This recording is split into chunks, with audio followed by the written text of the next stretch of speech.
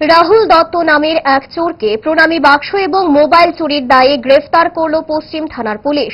বাড়ি শহরের নন্দননগর এলাকায় সোমবার পশ্চিম থানায় সদরের এসডিপিও দেবপ্রসাদ রায় সাংবাদিকদের জানান, শহরের কৃষ্ণনগর কদমতলী থেকে কদিন আগে একটি নার্সিং হোমের প্রণামী বাক্স চুরি হয়ে যায়। সেই অভিযোগ পাওয়ার পর তদন্তক্রমে চোর রাহুল দত্তের নাম জানা যায়। অভিযানে নেমে চোর রাহুলকে গ্রেফতার করা হয়।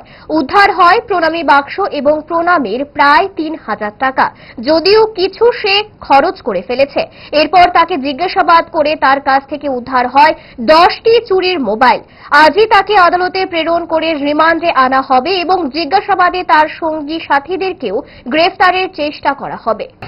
2025 একটা চুরির ঘটনা সংঘটিত হয়। এটা actually unity gastro and liver hospital আছে কদমতলা। এই হসপিটালের ভেতরে একটা প্রণামী বাক্স আছে। সেই প্রণামী বাক্সের মধ্যে 10 থেকে 12,000 টাকার প্রণামী ছিল। তো ওখান থেকে প্রণামী চুরি হয় এবং পরবর্তী সময়ে ওইটার উপর আমরা একটা কেস নিই।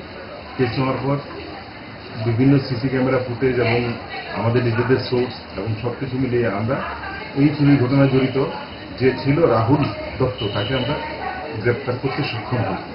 তাকে গ্রেপ্তার করার পর তার কাছ থেকে চুরি যাওয়া যে টাকাগুলি প্রণামী বাক্সে সেটাও উদ্ধার করা, মানে সম্পূর্ণটা পারা যায়নি, কারণ ততক্ষণে সে কিছু খরচ করেছে। তো বাকিগুলি উদ্ধার করা সম্ভব হয়েছে। আপনি দেখছেন সেগুলো খুচরো টাকা সব। কিন্তু তাকে জিজ্ঞাসাবাদ করার পর আমরা একটা জিনিস, যেটা এই মোবাইল চুরির ক্ষেত্রেও আমরা অনেকটা সাফল্য পেয়েছি। আগরতলা শহরে রিসেন্ট কিছু মোবাইল চুরি হচ্ছিল, সেই চুরির মোবাইলগুলিকে উদ্ধার করতে আমরা সক্ষম হয়েছি ওর কাছ থেকে। এখন ওকে আজকে আমরা কোর্টে পাঠাবো, পুলিশ রিমান্ডে আনা হবে এবং তার গ্যাং বা গ্রুপ আর কে কে আছে সেগুলিকেও আমরা বার করব। তো আমরা দৃঢ় বিশ্বাস টোটাল গ্যাংটাকে আমরা খুব শীঘ্রই ধরতে পারব। টোটাল কতটা মোবাইল? এখন পর্যন্ত তো এখানে 10টা মোবাইল আছে, আর ক্যাশ টাকা 3,000, ক্যাশ 3,000 টাকা ওর কাছে পাওয়া। ডায়েট যতই রেস্ট্রিক্টেড হোক না কেন, ওয়েদারকে তো আর রুটিনে ফেলা যায় না। But if there is a problem, 5 দশক ধরে গ্যাস, অম্বল ও পেটের সমস্যা একমাত্র সমাধান গ্যাস নল।